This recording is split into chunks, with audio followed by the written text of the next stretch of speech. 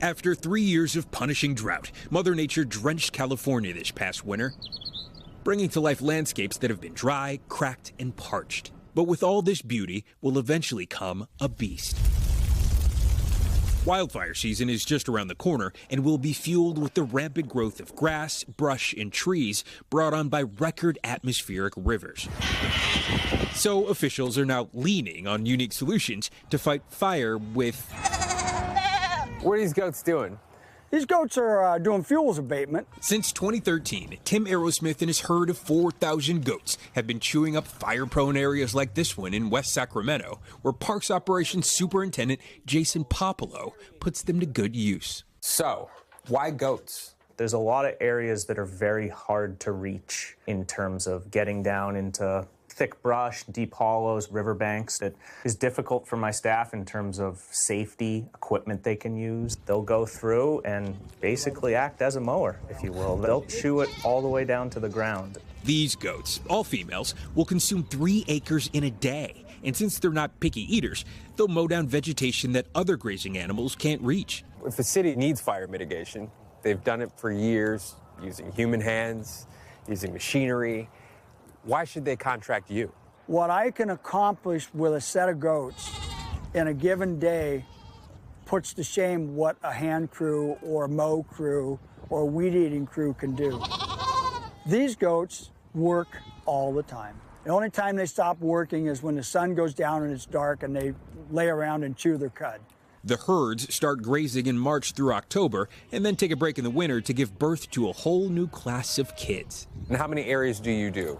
We will move about 150 times this summer. Probably about 6 different groups of goats, and they'll be doing fire mitigations for homeowners associations, forestry, cities, municipalities, utilities, private owners. They're like eating candy right now, and they'll move to the next best thing, and finally they'll take down the less desirable grasses, shrubs. How do you keep them on the job, focused and moving in the areas that you need to move? They start paying attention to this herder right here, and when they finished it, they get real noisy. And they start telling him, we're done, we want to move. Okay. And he knows that, and he'll have his next paddock built, and he'll open it, and they just flood through. The goats are now a destination for many. That's the biggest success. Every year we have the public asking, when are the goats coming back? Because they're out there visiting them, watching them with their kids. Tim says home is wherever his goats are. He grew up loving animals on a ranch in Northern California, but spent 15 years at a desk job in the mortgage business. I was 50, and I went, what do I want to do different?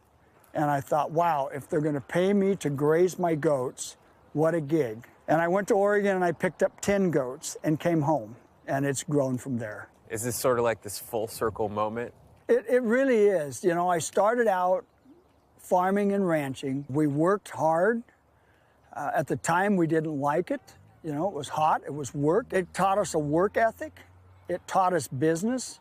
Will you have more work because of all the rain and there's more vegetation? Some of the producers are saying, we haven't seen fire fuels like this in 20 years. 3 and 4 feet of fuel down south. So yeah, they're going to be busy. Happy goats, though. Happy goats. Happy goats. Another upside to those goats, their sustainability. There's no need for heavy equipment that can often damage ecosystems on the way to those fire-prone areas. And with that many goats, there's also a lot more nutrients left behind in the soil, if you guys know that. Very good. I love it. And it doesn't smell. Yeah. And I like how they just tell you when they're ready for the next thing. On the next one. Steve has been having a field day out there with all the snow and everything else. Done. Saw him the other day sifting for gold. Oh, my goodness. Oh, my God. Beauty of this job. Steve, that was awesome. Thanks. There you go. I'll never stop, guys. Thanks. Hey, thanks for watching. Don't miss the Today Show every weekday at 11 a.m. Eastern, 8 Pacific on our streaming channel, Today All Day. To watch, head to today.com/allday or click the link right here.